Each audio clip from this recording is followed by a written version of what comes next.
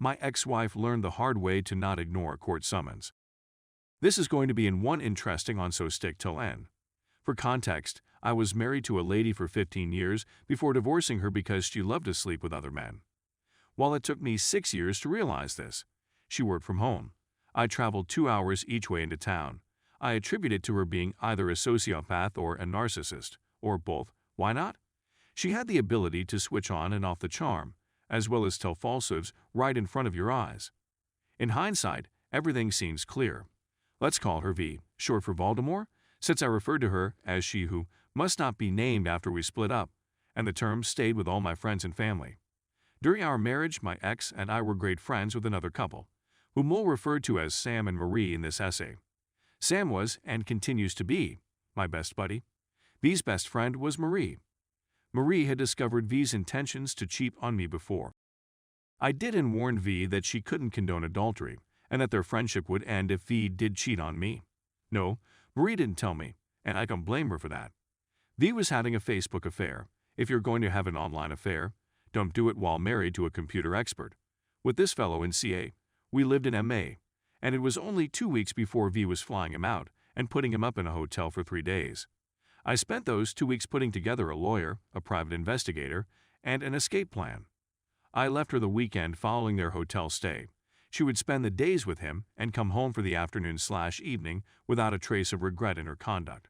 The PI having taken photos and video of them, leaving the hotel, eating lunch together, and returning to the hotel.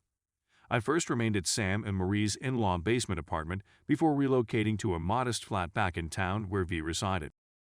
After 9 months, I'm divorced from V. Why it was so short to divorce is another tale worthy of this subreddit. We still had one kid. Let's call her Rebecca. She was 13 at the time, between us, and we're attempting joint custody and live about a quarter mile away.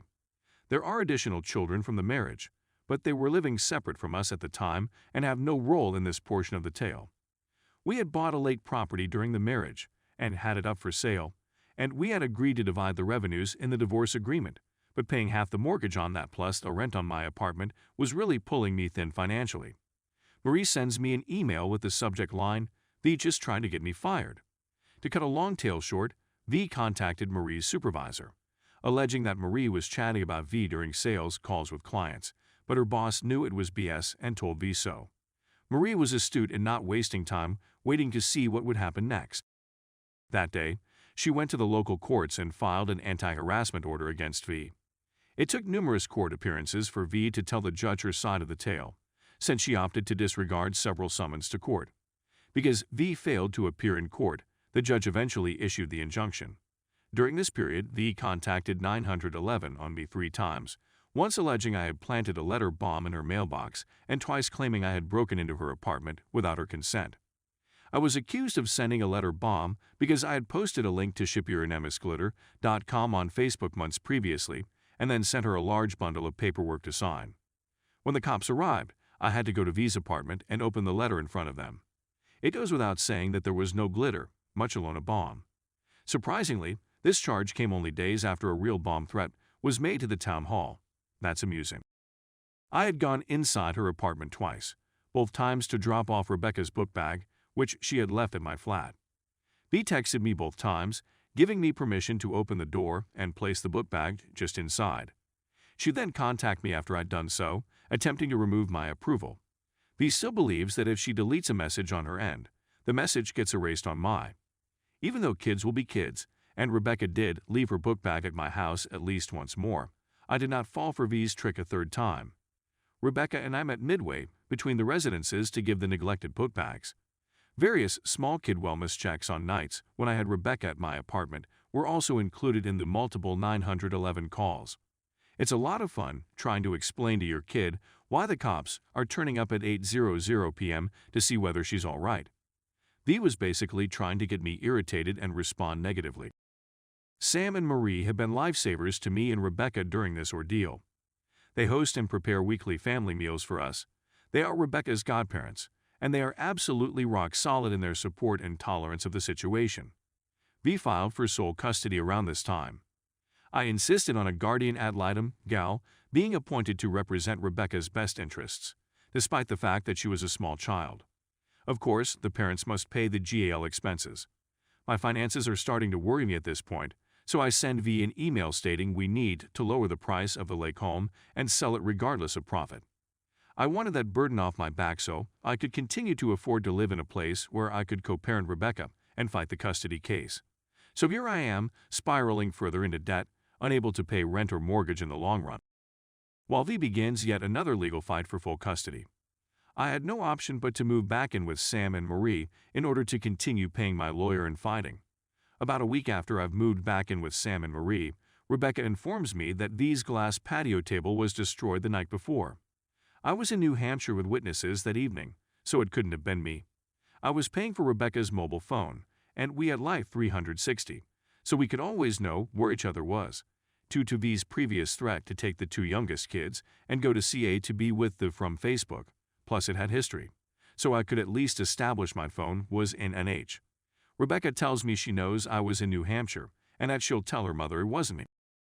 The next day, I was issued with a restraining order, Roe, saying that I had ruined V's patio furniture and that she was still terrified as a result of the letter bomb event. The cops knew it was, but the judge had no knowledge of the incident when V filed the RO and had to take her at her word.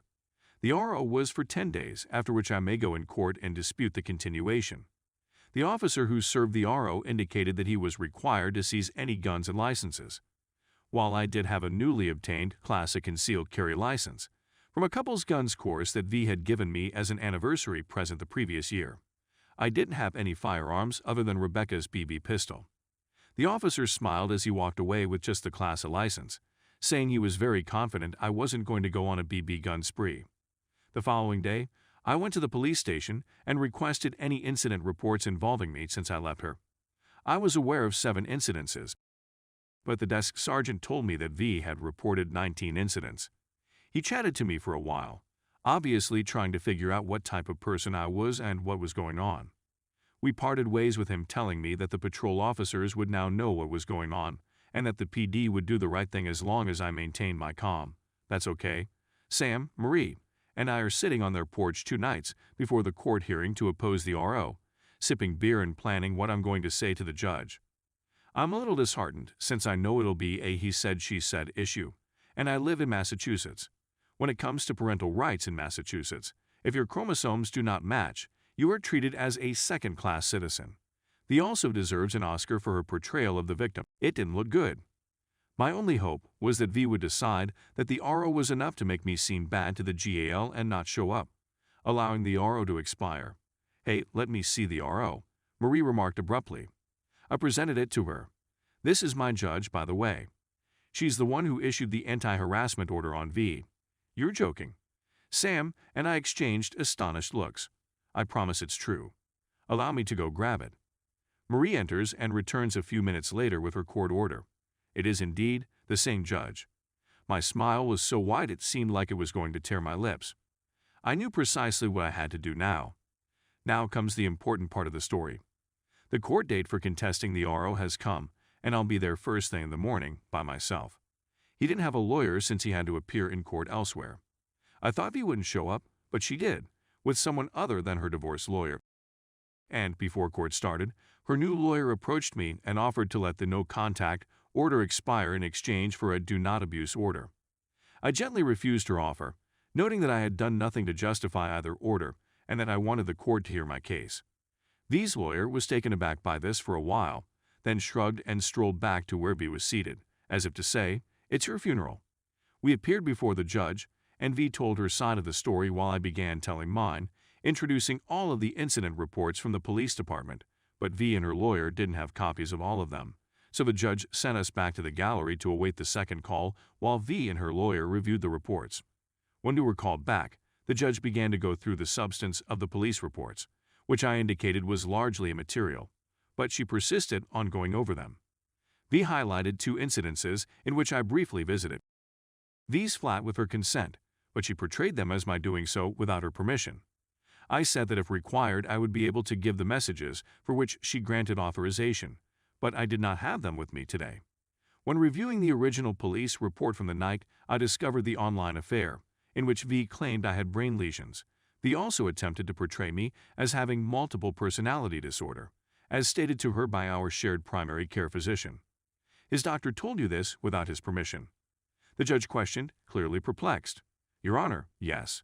The judge was perplexed as he glanced at me. I have a very tight connection with my doctor, and I highly doubt he would breach HIPAA, I said, slowly shaking my head in amazement. She seemed perplexed, but I believe she sensed that V wasn't being completely genuine. I reminded her that my point wasn't the content, but that I thought V was using the courts to harass and intimidate me and make me look bad in front of the GAL, and that this isn't out of character for V, because she has an anti-harassment order in place against her, put there by Your Honor, Your Honor.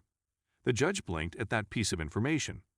I gave her the information and reminded her that V had failed to appear at any of the hearings. As I retold the details of Marie's narrative, the judge's eyes squinted more and more, and her scowl deepened. When she turned to face V, her voice was a slow, frigid rage. Do you have an anti-harassment injunction against you? V's voice was little and faint. Your Honor, yes. I wanted to peek at V's face to see how she was reacting, but I kept my gaze fixed on the judge.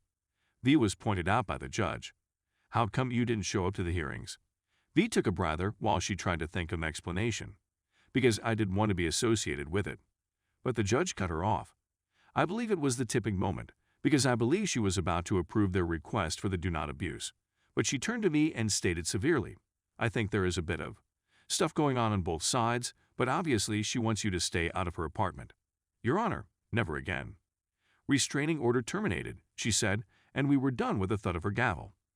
Because the R was canceled, it was legally impossible for it to occur. I regained my classic concealed carry license the next day and eventually won the custody fight. Thanks in part to the termination of the RO, but also to V's continuing progressively bad emotional and verbal treatment of Rebecca. Stay tuned for the update.